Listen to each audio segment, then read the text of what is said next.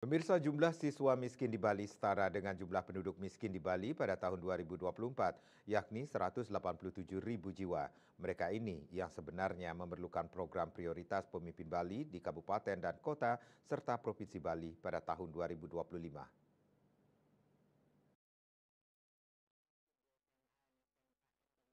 Jika mengacu pada wajib belajar 12 tahun, Bali sudah mencapai target bahwa semua anak usia sekolah sudah masuk SMP. Namun, bagaimana dengan pendidikan jenjang SMA mereka? Inilah yang dipertanyakan pengamat pendidikan Dr. Ide Bagus Anom. Selama ini belum ada pemimpin terpilih pemenang pilkada di kabupaten kota dan provinsi Bali yang berani memprogramkan wajib belajar SMA karena memerlukan biaya besar. Jika tidak, dia pastikan semua siswa miskin bisa menempuh pendidikan minimal SMA sederajat. Beasiswa bagi siswa miskin yang ada selama ini hanyalah SMA dan SMK Bali Mandara. Sementara siswa dari keluarga miskin justru lebih banyak ditampung di sekolah swasta. Sekalipun ada dana BOS, anggarannya terbatas dan tak seimbang dengan pengeluaran kepentingan belajar. Terlebih lagi rencana pemberlakuan AI dan coding dalam dunia pendidikan.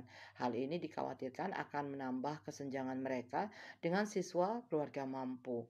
Disinilah perlunya sinergitas Pemkab dan Pemprov mengenai siswa miskin yang jumlahnya sekitar 18.000 orang. Keluarga miskin hanya bisa diputus lewat pendidikan berkualitas. Kedepan mereka akan jadi SDM berkualitas dan otomatis mengakhiri status kakak miskin. Kepala Dinas Pendidikan Pemuda dan Olahraga Provinsi Bali Ketut Ngurah Boy Jayawibawa menyampaikan kebijakan layanan pendidikan dan bantuan bagi siswa miskin SMA SMK SLB Sebali. Pemprov Bali mengelola sebanyak 153 SMA, SMK, SLB negeri beserta para guru dan siswanya, serta sebanyak 196 siswa SMK swasta. Jumlah siswa berserta didik SMA, SMK sebanyak 187.839 orang. Sedangkan jumlah siswa miskin diperkirakan paling banyak 10% dari jumlah tersebut, yaitu sekitar 18.000 orang. Untuk memastikan jumlah siswa miskin, Pemprov Bali akan melakukan pendataan dan verifikasi faktual.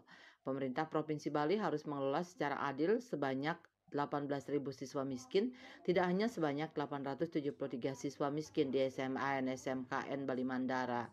Dengan demikian, semua siswa miskin mendapat akses layanan pendidikan di semua SMA SMKN Sebali, serta harus memberi perhatian kepada siswa miskin di SMA SMK swasta Sebali.